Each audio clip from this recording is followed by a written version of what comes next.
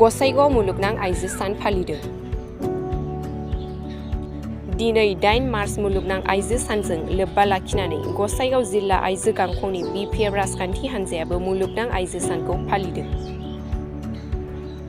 बोसोरफ्रोमबो गासै हादोरावनो फालिनाय बादियैनो गसाइगाव जिल्ला आइजो गांखंनि बिपिएफ राजखान्थि हान्जायाबो गसाइगावआव बिपिएफ दोलोआ बारग' शिब मुस्रि हाग्रामा महिलारि बिथांनि बिथोन बादियै मुलुगनां आइजो सानखौ फालिदों। दिनैनि साना गासै आइजो माहारिनि थाखाय गोजोनथाव आरो उदां सान। आइजो माहारियाबो गासैबो हाबाफारियावनो हौवाफोरजों लोगोसे समानै दावगानो हानाय जाबाय होननानै फोरमायदों प्रक्ति ब्रह्म बिथांजोआ। लोगोसे बिपिएफ दोलोनि बिथांजोआ बुंदों दि थाबैनो बिपिएफ राजखान्थि हान्जाजों दैदेनजानाय सोरखारा गोरलैयैनो फैफिनगोन होननानै। दिनै 8 मार्च बुहुमनाङै दिनै 8 मार्चखौ माने पालन खालामदों। खारन 1908 सननिफ्राय बे स्टार्ट जाबोदों। क्लारा जेटकिन मुंनि सासे महिलाया बे आयदाखौ दैदेनदों।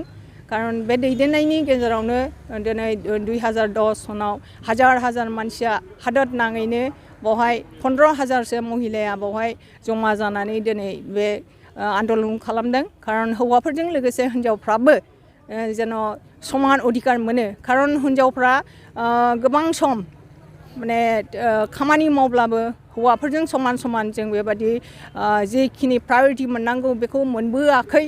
बे हिसाबै क्लारा जेटकिन नामनि सासे महिलाया बेखौ दैदेनदोंमोन आरो दिनैसिम बे माने सोलिबोगासिनो दङ। आरो 1911 सनावनो दिनै माने हादर नाङै German, Sweden, Switzerland, Denmark, Norway बेफोरबायदि हादराव बे आयदाया सोलिगासिनो दङ। गोजोन्थों। दिनै नोंथांमोना बबे हान्जानिफ्राय जानानै? जोङो गसाइगाव जिल्ला अर्थात गसाइगाव डिस्ट्रिक्ट वमेन बिपिएफआ जों अबजार्भ खालामदों आरो वमेन डेखौ। दिनैनि बे जे मोनसे स्पेसियेल डे वमेन्स, बे महिलाफ्रा आइजोफ्रा माबायदि जानांगौ नोंथाङा मा बुङो? महिलाफ्राथ' जोङो माने जाग्रत हिसाबै दङ। जों जेरावबो उन नङा। खारन दिनै महिलाफ्राबो गोजौ थाखोआव थांगासिनो दङ। हौवाफोरजों समान जोङो अधिकार लागासिनो दङ। आइजो महिलाफ्रा जेनेबा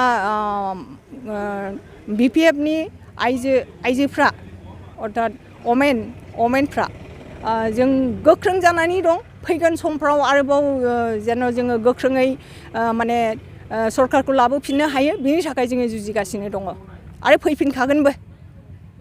दिनै गोबां आइजोफ्राबो दि बिपिएफखौ नागारनानै इउपिपिएलआवहाय जगदान जानायखौ नुनो मोनो। मा बुङो नोंथाङा? बे गावबा गावनि खोथा। जों बेखौ बुंनो हाया। बिसोर थांदों आरो जोंहा गोदान सिखार लायगोन। जोंहाबो मानसि जोबा। खारन बिपिएफ दोलोआ मोनसे रिजनेल पार्टि हिसाबै गसंनानै दङ। जों अपोजिसन हिसाबै जों अपोजिसनैनो गोरायैनो दङ आरो जोंनावनो फैगोन होननानै जों साना।